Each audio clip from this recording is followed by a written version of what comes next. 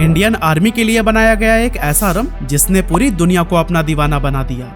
दोस्तों, हमारे देश भारत में करीब 20% लोग अल्कोहल कंज्यूम करते हैं और इन लोगों के टेस्ट भी काफी अलग अलग होते हैं। लेकिन एक ब्रांड ऐसा भी है जिसकी रम का चस्का हर भारतीय ड्रिंकर की ही जुबान पर सर चढ़कर बोलता है। जी हाँ, मैं बात कर रहा हूँ ओल्ड मॉन्क की, जिसने अपने 70 साल के इतिहास में भारत ही नहीं बल्कि दुनिया के 50 से भी ज्यादा देशों को अपना दीवाना बनाया है। एक तरफ तो ओल्ड मॉन्क गरीब लोगों के लिए रम का एक अफोर्डेबल ऑप्शन है, तो वहीं अमीरों को भी इसका टेस्ट खूब भाता है। मतलब चाहे अमीर हो या फिर गरीब, रम का शौकीन हर इंसान ओल्ड मॉन्क के लॉयल कस्टमर की लिस्ट में आता है। अब दोस्तों, एक टाइम था जब ओल्ड मॉन्क भारत के 50% अल्कोहल मार्केट को कंट्रोल किया करता था और विजय माल्या जो भारत के अल्कोहल किंग कहे जाते हैं, वो भी इस ब्रांड का मुकाबला नहीं कर पा रहे थे। लेकिन फिर साल 2002 में कुछ ऐसा हुआ जिसने ओल्ड मॉन्क के मार्केट शेयर को 50% से सीधा 10% पर पहुंचा दिया और आज के समय में ये महज 5% ही बचा हुआ है। यहाँ तक कि साल 2015 में तो ऐसी खबरें भी आई थी कि शायद ये ब्रांड हमेशा के लिए बंद कर दिया जाएगा।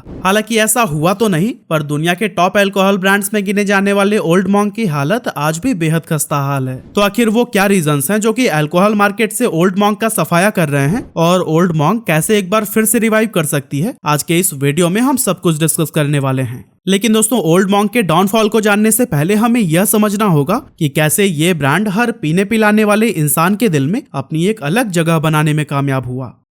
हमारी इस स्टोरी की शुरुआत होती है 1850 के दशक से, जब बॉम्बे और कलकत्ता की भीषण गर्मी से बचने के लिए ब्रिटिशर्स शिमला का रुख करते थे। ब्रिटिश आर्मी के सैनिकों को बियर पीने का बहुत शौक था, लेकिन उस समय तक भारत में कहीं भी बियर नहीं बनाई जाती थी। ऐसे में मजबूरन इन बियर बॉटल्स को इंग्लैंड से लाया जाता था, जो कि अंग्रेजों के लिए एक महंगा सौदा था। इसी दौरान एडवर्ड अब्राहम डायर नाम के एक इंजीनियर शिमला आते हैं और इस प्रॉब्लम को देखते हुए पास के ही एक टाउन कसौली में बियर बनाने वाली फैक्ट्री, जिसे ब्रुअरी कहा जाता है, उसे सेटअप करते हैं। साल 1854 में एडवर्ड डायर इस फैक्ट्री में एशिया की पहली बियर बनाते हैं, जिसका नाम रखा गया लॉयन बियर। एडवर्ड डायर ने अपनी कंपनी का नाम डायर ब्रुअरीज रखा और आने वाले सालों में कसौली को छोड़कर अपनी फैक्ट्री सोलन, शिमला, बर्मा, रावलपिंडी और क्वेटा तक पहुंचा दी। अब यहाँ आपकी जानकारी के लिए मैं बता दूं कि उस टाइम पर बर्मा, रावलपिंडी और क्वेटा भारत का ही हिस्सा हुआ करते थे। साल 1887 में एच.जी. मैकन नाम के बिजनेसमैन एडवर्ड डायर से सोलन में स्थित उनकी ब्रुअरी को खरीद लेते हैं और वहां पर विस्की बनाने का भी काम शुरू कर देते हैं। 1903 में जब शिमला तक रेलवे लाइन पहुंची तो फिर डायर ब्रुअरीज कंपनी की बियर और विस्की पूरे भारत में बिकने लगी और उनकी सेल्स ऑल टाइम हाई पर पहुंच गई।